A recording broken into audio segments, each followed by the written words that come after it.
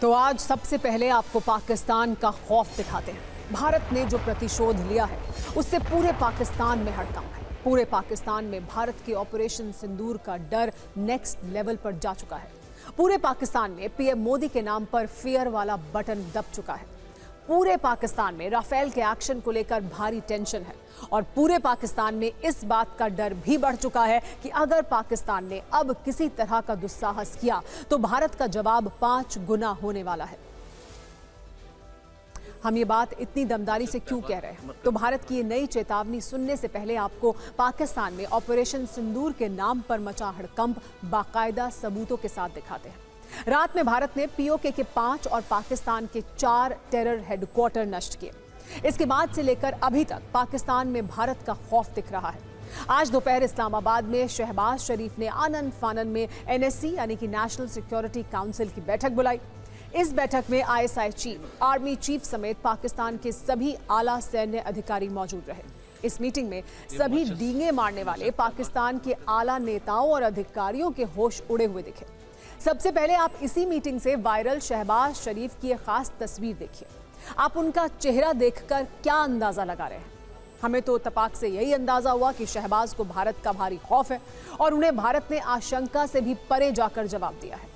अब आप पाकिस्तान के सबसे कुख्यात आसिम मुनीर का चेहरा देखिए, जिन्होंने हिंदू मुस्लिम वाला जहर उगला था। फिर आतंकियों ने पहलगाम में धर्म पूछकर भारतीयों को गोली मारी थी।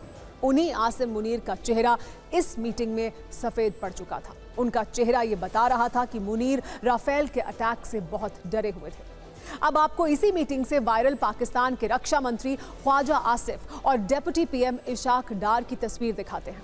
ये दोनों मंत्री 22 अप्रैल से लेकर भारत को धमकियां देते जा रहे थे। परमाणु हमले की धमकी भी दी गई थी, लेकिन जब भारत ने करारा जवाब दे दिया तब इन दोनों के चेहरे का रंग उड़ा हुआ था। अब आपको वो वीडियो प्रूफ देते हैं जिसमें आप ये जान पाएंगे कि इन लोगों के चेहरे उतरे हुए क्यों थे। इन लोगों के चेहरों पर ही मिसाइल अटैक हो जाने का एहसास क्यों हो रहा था।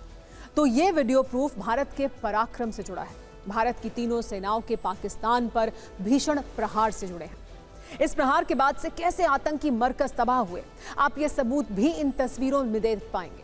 साथ में जैश के आतंकियों के वो जनाजे भी देख पाएंगे जिसमें पाकिस्तान की फौज और वहां के बड़े नेता पहुंचकर मातम मनाते हुए दिखे। इससे ये बात फिर से साफ हुई कि पाकिस्तान में सरकार, सेना और आतंक का बाकायदा एक नेक्सस है और पाकिस्तान के चेहरे से ये नकाब भी भारत के इस हमले से एक बार फिर से उठा है। भारत की मार पर सभी के चेहरे शर्म और नाकामी से झुके थे, ये तो आपने देख ही लिया। लेकिन पाकिस्तान में बुलाई गई इस एनएससी मीटिंग की इनसाइड स्टोरी क्या है, अब ये भी जान लीजिए। सभी नेताओं और अधिकारियों ने सबसे पहले भारत के हमलों में मारे गए आतंकवादियों के लिए आंसू बहाए। इस बात पर गहरी चिंता जताई कि हमारे पास चीन के HQ-9 एयर डिफेंस सिस्टम होने के बावजूद भारत की मिसाइलें हवाई सुरक्षा चक्र भेदने में कामयाब कैसे रही। फिर आपस में यह भी चर्चा हुई कि भारत की इस मार पर पाकिस्तान की जनता को क्या जवाब देंगे, क्या मुंह दिखाएंगे। तो अपनी नाकामी छिपाने के लिए इसी के बाद बयान जारी करने वाला एक ड्रामा खेला गया। बंद कमरे में एक आम सहमति बनाई गई कि भारत को जवाब देने के अधिकार वाली लाइन जनता के बीच उछाली जाएगी। इसी के बाद पाकिस्तान के पीएमओ से भारत को खोखली धमकी देने वाला एक स्टेटमेंट जारी किया गया। अब जरा इस स्टेटमेंट पर भी गौर कर लीजिए, क्योंकि इस स्टेटमेंट को देखकर ही आपको ये पता चलेगा कि पाकिस्तान में झूठा गुरूर किस कदर भरा पड़ा है। वो भारत के हाथों बुरी तरह पिटा है, लेकिन इमेज बचाने के लिए जनता के बीच लंबे लंबे झूठ और नैरेटिव फेंक रहा है। तो इस स्टेटमेंट में यह कहा गया कि राष्ट्रीय सुरक्षा समिति की बैठक समाप्त हो गई है, जिसमें यह फैसला लिया गया है कि पीएम शहबाज शरीफ संसद को विश्वास में लेंगे और सांसदों और मुल्क को भरोसे में लिया जाएगा। फौज को अपने हिसाब से भारत को जवाब देने का अधिकार है और फौज के हर एक्शन के साथ पूरा देश खड़ा है। लेकिन जैसे ही इस स्टेटमेंट की खबर दिल्ली में नॉर्थ ब्लॉक तक पहुंची, वैसे ही राष्ट्रीय सुरक्षा सलाहकार अजीत डोभाल ने पाकिस्तान को सबसे बड़ी चेतावनी दे दी। उन्होंने साफ कह दिया कि पाकिस्तान की सेहत के लिए हद में रहना ही ठीक होगा, लेकिन अगर उसने कोई दुस्साहस किया तो इस बार भारत का जवाब 5 गुना ज्यादा बड़ा होगा। वैसे आपको ये बता दें कि आतंकियों का संहार करने के लिए भारतीय सेना ने हनुमान जी वाली पूरी योजना बनाई थी, जिसके बारे में रक्षा मंत्री राजनाथ सिंह ने विस्तार से बताया। सुनिए उनका ये बड़ा बयान जिसे उन्होंने आज दिया।